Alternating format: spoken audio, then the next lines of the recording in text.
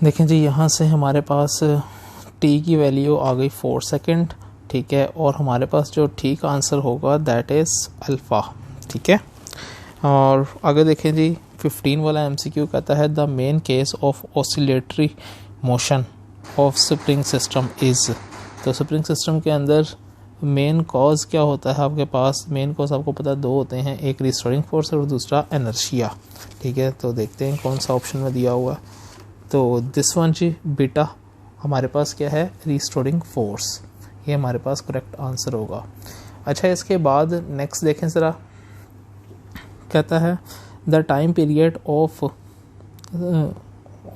Simple pendulum depend upon, किसके ऊपर depend करता है? तो आपने फार्मूला देखा होगा, क्या होता है formula? T is equal to 2π√L/G, ठीक है। तो देखें L और G के ऊपर डिपेंड करता है, तो हमारे पास बीटा ऑप्शन ठीक बन जाएगा। इसके बाद कहता है a particle of mass m oscillates vary with simple harmonic motion between x1 and x2 in equilibrium position। आगे कहता है it's potential energy is plotted, उसकी पोटेंशियल एनर्जी को प्लॉट किया जाए तो ग्राफ कैसा आता है? ऑसिलेटर के अंदर आपने देखा था, आपने ग्राफ बनाया हुआ था x और -x के दरमियान, तो ये यहाँ पे x और x1 और x2 के दरमियान ग्राफ है, ठीक है। देखें सिमिलर वैसा ही ग्राफ आया, ठीक है। आपने ग्राफ वहाँ से जाके बुक से भी देख लेना एक दफ़ा, ठीक है, कि कैसा ग्राफ बनता है। इसके बाद जी नेक्स्ट देखें, आपके पास है, कहता है let a body of mass 5 gram, 5 gram mass है बॉडी का, एग्जीक्यूट SHM अबाउट ओ के इर्द गिर्द क्या कर रहा है? SHM परफॉर्म कर रहा है with an amplitude 10 centimetre, 10 centimetre amplitude के साथ। कहता है इट्स मैक्सिमम वेलोसिटी इज़, और उसकी वेलोसिटी इतनी है, ठीक है। इट्स वेलोसिटी इज़, ये इसकी इंस्टेंटेनियस वेलोसिटी उसने बताई हुई है, और x किसी x पोजीशन के ऊपर, ठीक है। तो आपसे पूछता है कि बताएं जी आपके पास वो डिस्टेंस क्या होगा। तो देखें इसको निकालने के लिए हम फार्मूला इस्तेमाल करते हैं, यहाँ पे जगह कम है तो एक पेपर ले लेते हैं, ये चलें जी सॉल्व करते हैं।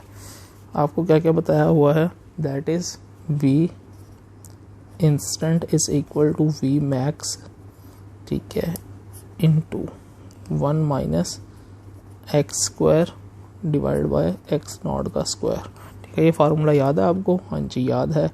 v इन आपको कितना बताया हुआ है? v इंस्टेंटेनियस दैट इज़ 500 बताया हुआ। v इंस्टेंटेनियस किधर गया?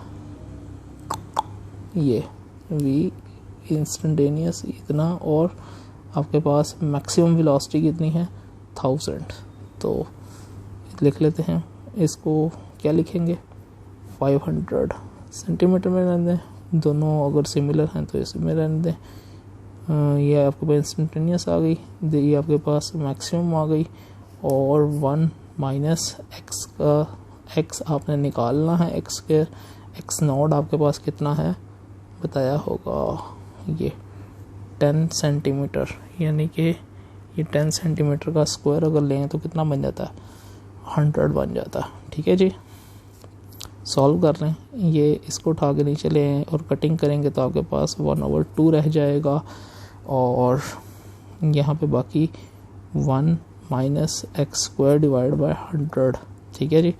इसके ऊपर स्क्वायर रूट भी है, तो स्क्वायर रूट को ख़त्म करेंगे नेक्स्ट स्टेप में, 1/4 आ जाएगा। स्क्वायर ले लिया मैंने, 1 - x² डिवाइड बाय 100 आ जाएगा, ठीक है। इसको उठा के इधर लें, इसको उठा के इधर लें, इनकी पोजीशंस चेंज कर लें, x² डिवाइड बाय 100, और जब आप इसको उठा के इधर लेके आएंगे 1 - 1/4 आ जाएगा, ठीक है। इसको सॉल्व करें, 3 यहाँ पे 4 -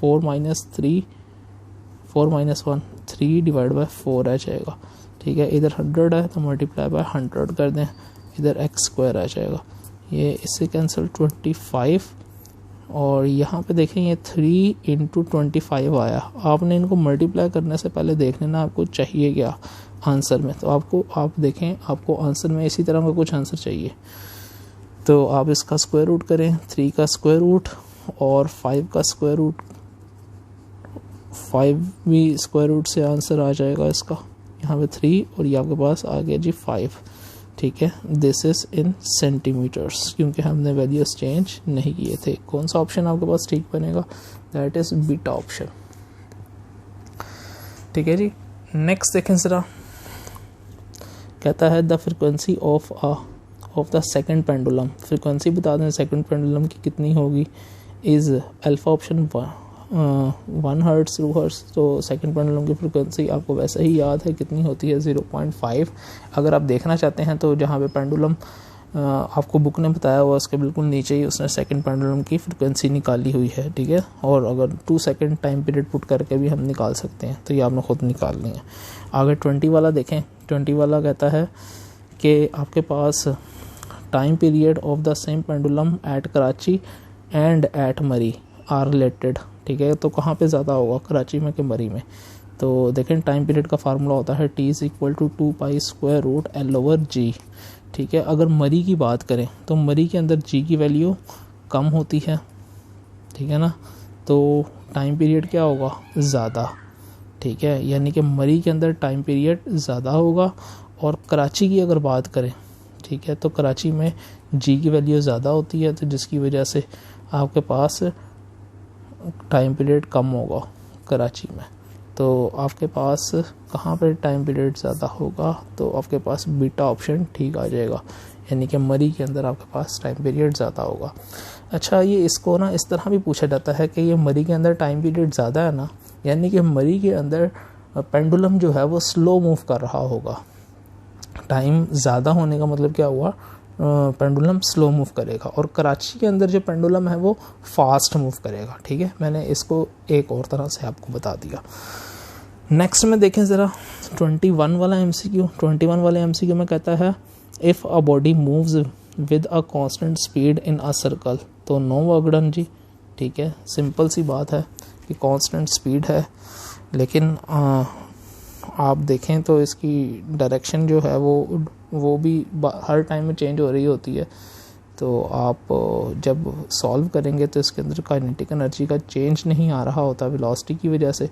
ठीक है, और काइनेटिक एनर्जी का चेंज ना हो तो वर्क डन 0 होता है। और अगर डिस्प्लेसमेंट से भी सॉल्व करना चाहें तो आप देखेंगे कि डिस्प्लेसमेंट की डायरेक्शन जो है वो आप लीनियर की डायरेक्शन की तरफ लेते हैं, और जो कि फोर्स की डायरेक्शन के परपेंडिकुलर बन जाती है, तो वर्क डन नहीं आता। ठीक है, आगे जी 22 MCQ कहता है at what displacement from the mean position kinetic energy और potential energy 1/2 of its maximum value. ठीक है, कहता है वो डिस्प्लेसमेंट बता दें फ्रॉम मेन पोजीशन से। ठीक है, ये देखें, कहता है फ्रॉम मेन पोजीशन जिसमें काइनेटिक एनर्जी और पोटेंशियल एनर्जी, ठीक है, become 1/2 of its maximum value, जिसमें वो आपस में हाफ हो जाएं अपने मैक्सिमम वैल्यू का। तो आपने देखा होगा मैंने एक चार्ट बनवाया था आपको। ठीक है, उस चार्ट में देखें कि पोटेंशियल एनर्जी और काइनेटिक एनर्जी कहाँ पे हाफ होते हैं, 50%। तो आपको चार्ट में से आप देख के बता देंगे कि वो इस डिस्टेंस के ऊपर हाफ होते हैं।